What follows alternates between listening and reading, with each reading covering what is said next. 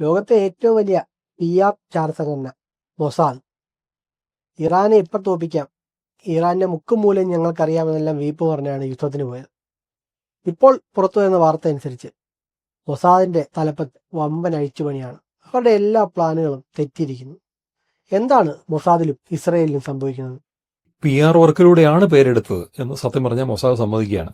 അവരുടെ actual actions അല്ല, PR work തന്നെയായിരുന്നു അവരുടെ ഇത്ര ലോകത്ത് മുഴുവൻ നിലനിന്നിരുന്ന മൊസാദ് എന്ന പേരിന്റെ പിന്നിൽ എന്ന് കൃത്യമായിട്ട് തെളിയുകയാണിപ്പോൾ. മൊസാദിന്റെ തലപ്പത്തുള്ള 12 ഉദ്യോഗസ്ഥരെ മാറ്റുക. അവരെ മാറ്റുന്നു എന്നുള്ളതിന് ഇസ്രായേല് ഒരു റീഷഫ്ലിംഗ് മാത്രമാണെന്ന് പറയുള്ളൂ. വളരെ സൗഹൃദപരമാണ്. അങ്ങോട്ടും ഇങ്ങോട്ടും ചോദിച്ച് പുതിയ ലൊക്കേഷൻസിലേക്ക് അവരെ മാറ്റുന്നു, പുതിയ ഡ്യൂട്ടി കൊടുക്കുന്നൊക്കെയാണ് പറയുന്നത്. പക്ഷേ ആരായിരുന്നു ഉദ്യോഗസ്ഥർ എന്ന് ചോദിച്ചാൽ, ഇറാനിൽ ഭരണകൂടത്തെ അട്ടിമറിക്കാൻ വേണ്ടി ആരാണോ കരുക്കൾ നീക്കിയത് ചാരസംഘടനയ്ക്കകത്ത്, അവരെയാണ് മാറ്റുന്നത്. എന്താണ് കാര്യം? ഇത്രേ ഉള്ളൂ ഉത്തരം. പണി പാളി. ഇതാണ് ഉത്തരം, വേറൊന്നുമല്ല. അവരെ ഒരു പണി ഏൽപ്പിച്ചു, പണി പാളിപ്പോയി. കാരണം ഇറാനെക്കുറിച്ച് യാതൊരു സ്റ്റഡിയും നടത്താതെ അവർ പലതും ചെയ്തു നോക്കി.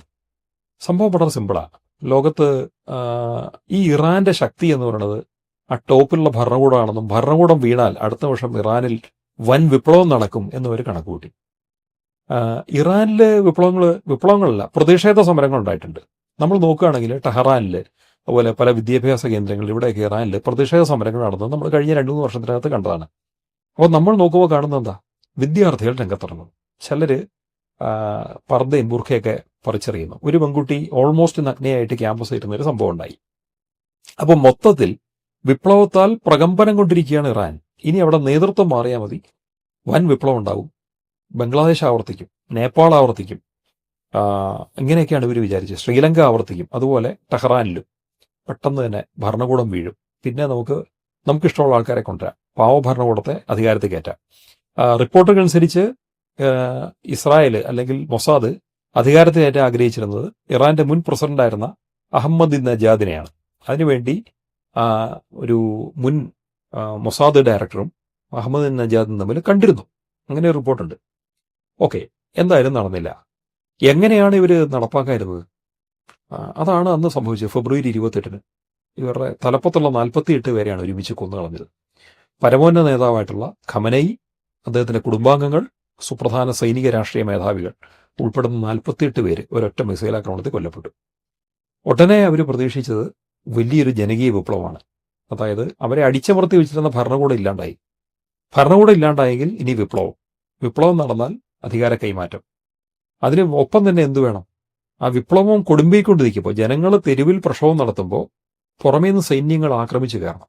ആര് കയറണം? നേരിട്ടൊരു സൈന്യമല്ല, കുർദുകളുടെ ഫോഴ്സസ് ഇറാനിനകത്തേക്ക് ആക്രമിച്ചു കയറണം. അപ്പം കുർദുകളുടെ ഫോഴ്സ് അങ്ങനെ ആക്രമിച്ചാൽ ഇറാന്റെ സൈന്യത്തിന് എന്ത് പറ്റും? അവർക്ക് പുറമേ നിന്നുള്ള ആക്രമണത്തെ തടുക്കുന്നതിൽ ശ്രദ്ധ കേന്ദ്രീകരിക്കേണ്ടി വരും. അങ്ങനെ അതിർത്തി യുദ്ധം നടക്കുമ്പോൾ രാജ്യത്തിനകത്ത് അധികാര കൈമാറ്റം നടക്കും. ഇതാണ് അവർ പ്രതീക്ഷിച്ചത്. പദ്ധതി അമ്പേ പാളിപ്പോയി. ഇത് പൂർണ്ണമായിട്ട് തകർന്നു. എന്താ കാരണം? പരമോന്നത നേതാവും പരമോന്നത നേതൃത്വം ഇല്ലാണ്ടായിപ്പോയി. പക്ഷേ വിപ്ലവം ഉണ്ടായില്ല. ജനങ്ങളത് പ്രതികാരബോധത്തോടുകൂടിയാണ് നടത്തത്. അതായത് പുറമേ നിന്നൊരാൾ വന്ന് ഞങ്ങളുടെ രാജ്യത്തെ ആക്രമിക്കുമ്പോൾ ഞങ്ങൾ കൈകെട്ടി നിൽക്കില്ല, ഞങ്ങൾ അക്രമികളുടെ കൂടെ പോവില്ല, പകരം ഞങ്ങൾ രാജ്യത്തിനൊപ്പം നിൽക്കും എന്നൊരു സന്ദേശം കൊടുത്തു. ഈ ഇന്ത്യയിൽ ഇങ്ങനെ ഒരു സത്യത്തിൽ മഹാഭാരതത്തിൻ്റെ കഥ വെച്ച് നോക്കുമ്പോൾ എന്താ സംഭവിച്ചു നോക്കുന്നത് കമ്പയർ ചെയ്യാം. പണ്ട് പാണ്ഡവരുടെ മുന്നിൽ കൗരവര് ഒരു റിക്വസ്റ്റ് വെച്ചൊരു സംഭവമുണ്ട്. കാരണം ഒരു ഗന്ധർവൻ ഈ കൗരവരെ തടവിപ്പെടുത്തിയൊരു സംഭവമുണ്ട്. അന്നേരം അവരെ രക്ഷപ്പെടുത്തണം എന്നുള്ള ആശയം ഇത് പാണ്ഡവരുടെ ചർച്ചയ്ക്ക് വരുമ്പോൾ ഭീമനെ എതിർക്കുക. നമ്മുടെ ശത്രുക്കളിലെ ഇവർ ബന്ധുക്കളെന്ന് പറഞ്ഞിട്ടെന്താ കാര്യം? ശത്രുതയല്ലേ, നമ്മളവരെ സഹായിക്കണോ എന്ന് ചോദിക്കുമ്പോൾ യുധിഷ്ഠിരൻ ഉത്തരം പറയും, വയം പഞ്ചാധികം ശതം. നമ്മളിപ്പം 5 അല്ല 100 അല്ല 105 പേരാണ്. ആ പുറമേ നിന്നൊരു ആപത്ത് വരുമ്പോൾ ഒരുമിച്ച് നിൽക്കണം എന്ന് പറഞ്ഞ പോലെയാണ് ഇറാൻ ജനത പ്രതികരിച്ചത്. പുറമേ നിന്നൊരു ആപത്ത് വന്നു, അവർ ഒരുമിച്ച് നിന്നു.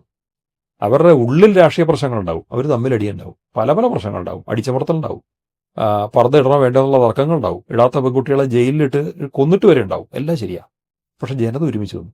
ഇങ്ങനെ ജനത ഒരുമിച്ച് നിൽക്കുന്നവർ പ്രതീക്ഷിച്ചില്ല. ജനത ഒരുമിച്ച് നിൽക്കുന്നേ ഇന്ത്യയും ഇറാനും ഒക്കെ അങ്ങനെയാണ്. ചുമ്മാ എവിടുന്നേലും വിപ്ലവം വന്നാൽ അതിൻ്റെ പേരിൽ മുല്ലപ്പൂവാണോ അല്ലാണ്ട് റോസാപ്പൂവാണോ എന്ന് പറഞ്ഞിട്ട് അതിൻ്റെ പുറകെ പോണ ആൾക്കാരൊന്നുമല്ല ഈ നാട്ടുകാരൊന്നും, ഇന്ത്യക്കാരുമല്ല ഇറാൻകാരുമല്ല. അവർക്ക് കുറച്ചുകൂടെ രാഷ്ട്രീയ ബോധമുണ്ട്. രാഷ്ട്രീയ ബോധമുള്ളൊരു ജനത എളുപ്പത്തിൽ വിപ്ലവത്തിൽ വീഴില്ല. ജനാധിപത്യത്തിൻ്റെ മൂല്യം അറിയാവുന്ന ജനത അതിൽ വീഴില്ല. ജനാധിപത്യമാണ് ഇന്ത്യയിലെങ്കിൽ ജനാധിപത്യം പ്ലസ് മതം ഒരുമിച്ചാണ് ഇറാനിൽ. അവിടെ മത നേതാവ് കൊല്ലപ്പെട്ടു.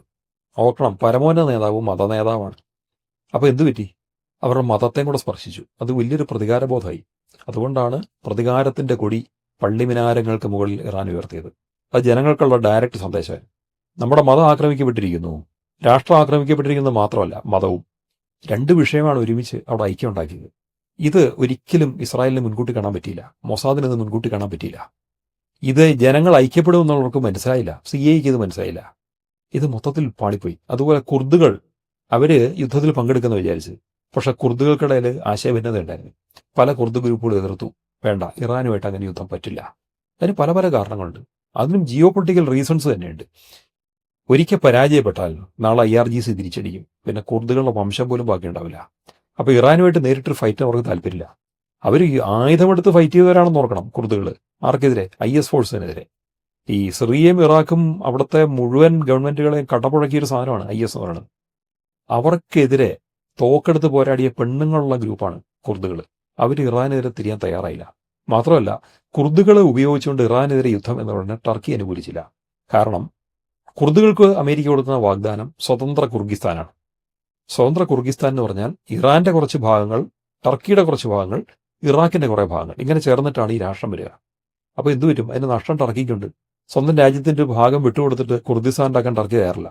മാത്രമല്ല, ആ സ്വതന്ത്ര കുർദിസ്ഥാന് വേണ്ടി പോരാടുന്ന കുർദുകളെ, ടർക്കിക്കുള്ളിലുള്ളവരെ അടിച്ചമർന്ന രാജ്യമാണ് ടർക്കി. അപ്പോൾ അമേരിക്കയുടെ ആശയത്തെ പിന്തുണയ്ക്കാൻ അവർ തയ്യാറില്ല. കാരണം അത് ടർക്കിയുടെ അഖണ്ഡതയ്ക്കെതിരാണ്. ഇറാഖിനൊരു പ്രശ്നമാണ്. ചുരുക്കി പറഞ്ഞാൽ, കുർദുകളും അംഗീകരിച്ചില്ല, ടർക്കി അംഗീകരിച്ചില്ല. ഇവർ ഇറാനെ ആക്രമിക്കാൻ തയ്യാറല്ല. അപ്പോൾ ചുരുക്കി പറഞ്ഞാൽ ഒരു കരയുദ്ധം അതിൻ്റെ ബേസിൽ ചെയ്യാം എന്ന് വെച്ചിട്ട് അത് നടന്നില്ല. ഇനിയിപ്പം കുർദുകൾ ഇറങ്ങണ്ട, ഇറാഖ് വഴി അമേരിക്കയുടെ ഇസ്രായേലിൻ്റെ സൈന്യത്തിന് അങ്ങോട്ട് ചെല്ലാൻ വരെ, ആ പ്ലാനും നടന്നില്ല, ഒന്നും നടന്നില്ല. മാത്രമല്ല, 100 മണിക്കൂറുകളുണ്ട് യുദ്ധം വിജയിച്ചേക്കും എന്ന് കരുതിയെടുത്ത് 100 മണിക്കൂറുകൊണ്ട് വിജയിച്ചില്ല. ജനങ്ങൾ കലാപം ഉണ്ടാക്കുമെന്ന് പ്രതീക്ഷിച്ചു, കലാപം ഉണ്ടാക്കിയില്ല. ചുരുക്കത്തിൽ എല്ലാ ആശയവും പരാജയപ്പെട്ടു. അങ്ങനെ വന്നപ്പോൾ ഇതിന് ഉത്തരവാദിത്തമുള്ള ആൾക്കാരെ മാറ്റേണ്ട അവസ്ഥയുണ്ടായി. മാറ്റിയിട്ട് കാര്യമൊന്നുമില്ല. ഇനി പുതിയ ഒരാൾ വന്നാലും അയാളെ കൊണ്ട് കലാപം ഉണ്ടാക്കാനൊന്നും പറ്റുമൊന്നുമില്ല.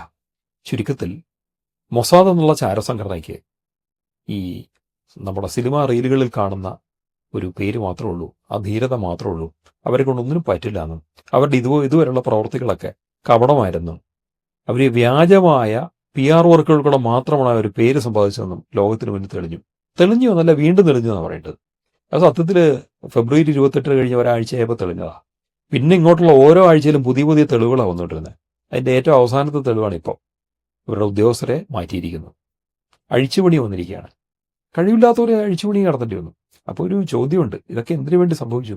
ഇതൊക്കെ നെതന്യാഹുവിന് വേണ്ടി കൂടെ സംഭവിച്ചെന്ന് പറയേണ്ടി വരും. എന്തായാലും സത്യസന്ധമായ റിപ്പോർട്ട് ഇറാനെക്കുറിച്ച് ഉണ്ടാക്കാൻ ഒരിക്കലും മൊസാദിന് പറ്റിയിട്ടില്ല. ഇറാന്റെ ശക്തിയൊന്നും തിരിച്ചറിയാൻ പറ്റിയിട്ടില്ല. ഇറാനിൽ ആരെയും എവിടെയും കൊല്ലാൻ പറ്റുമെന്ന് പറഞ്ഞവർക്ക് 31ഓളം ഘടകങ്ങളുണ്ട് IRGCയുടെ. അതിൽ ഒരെണ്ണത്തിന് പോലും തലവനെ തൊടാൻ പറ്റിയിട്ടില്ല. അവരെ പണം കൊടുത്തോ മറ്റു രീതിക്കോ തങ്ങളുടെ ഒപ്പം ചേർക്കാൻ പറ്റിയിട്ടില്ല. ജനങ്ങളൊപ്പം നിർത്താൻ പറ്റിയിട്ടില്ല. കുർദുകളൊപ്പം നിർത്താൻ പറ്റിയില്ല. ഒന്നും പറ്റിയില്ല. പൂർണ്ണമായും പരാജയമാണ് മൊസാദ് എന്ന് തെളിഞ്ഞിരിക്കുന്നു.